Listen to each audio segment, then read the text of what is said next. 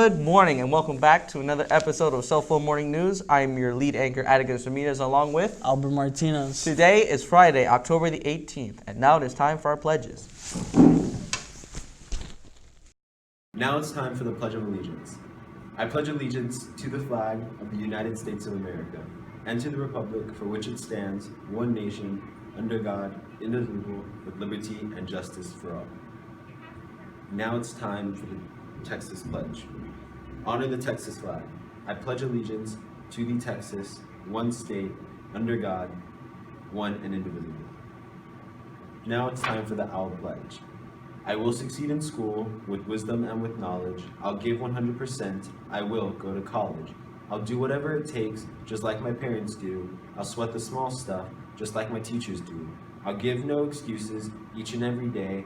I'll close the achievement gap, working hard in every way. With my team and family, I give my OWL Pledge. I will succeed in school with wisdom and knowledge. Go Owls! Hoot hoot! Now it's time for the moment of silence.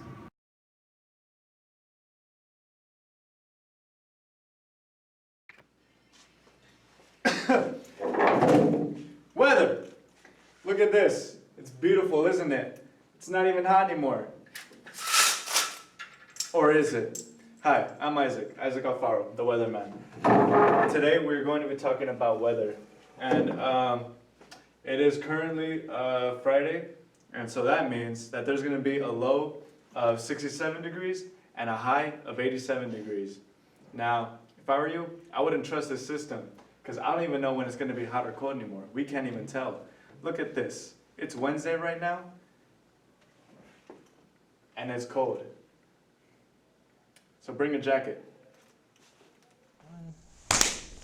Hello, everybody. Welcome back to the Hinojosa Report. I am your main anchor, as always, Nathan Hinojosa. With me today is my co-host, Steven Hinojosa. Today, we're going to have a little bit of a special episode where we have double domestic news. That's right, you heard it very first on Hinojosa Report, double domestic news. So I'm going to go ahead and kick things off. So what we're going to be talking about today is we're going to be talking about the recent presidential debates. So I'm going to be giving some context about what the presidential debates are, all that kind of stuff, and Steven's going to kind of go into detail on and talk about the debate that happened on Tuesday night. So if you guys don't know, every single 4 years when we have the presidential election, if the president who is currently in standing, if they decide that they are going to be running again, if they're going to run again, then the party that they represent automatically puts them as the nominee. So we have debate structures so that way all the different people who are nominated or raise money to be the position of president, they debate against each other until it gets down and down and down to where there's only two people left and somebody is chosen to be the representative for either the Democrats or the Republicans, and then those are the people that you vote for in the actual election. So because Trump is running again in 2020, he's already staying, he's automatically the candidate, but there's still the Democratic presidential debates. So that's what Steven's going to be talking about.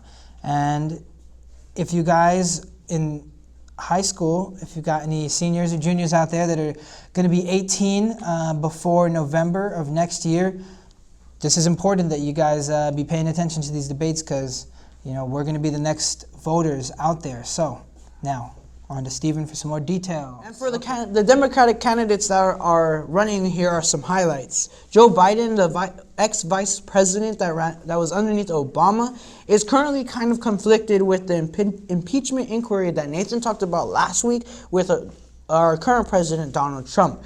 The reason he is intertwined with this conflict is that his son, Hunter, works closely with Ukraine and does business with them, but doesn't necessarily have politics. So he is strangely intertwined, so that kind of brings attention to himself when he is running for the next president, and is kind of contradictory of him running as the Democratic candidate and having a impeachment inquiry on the current president.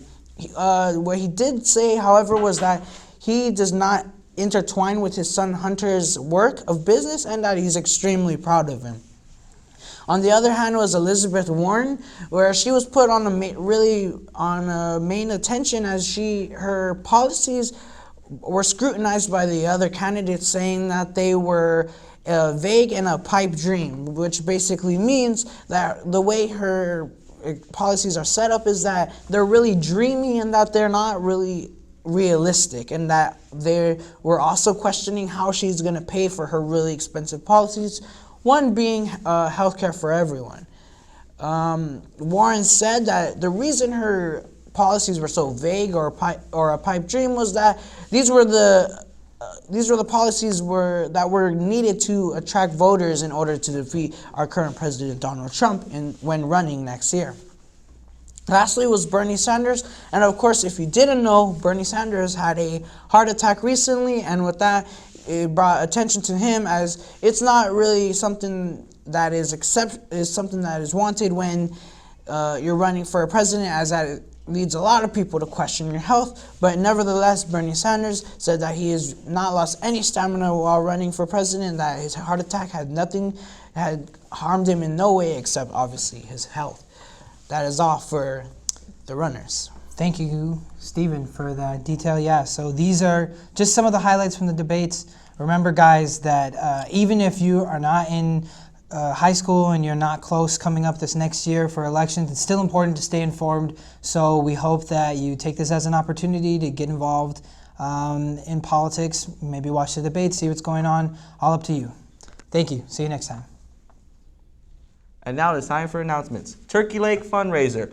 Today is the last day to purchase your tickets to get a turkey leg and a drink. This will be sold for $10. We will be hosting an event tomorrow to give out turkey legs from 12 to 2 p.m. If you already have bought your tickets, you will be served first, while those who show up can buy your tickets. The tickets will look like these, and you can buy it from me, Hinojosa Report, Haley Sideshow, or any member of the Model United Nations crew. Also, Report Card Night. This night is the most scariest night. It will be hosted on Thursday, October 24th from 3 to 6, and all students must be picked up by their parents after they receive their student's report card on Report Card Night. I ain't afraid no grades.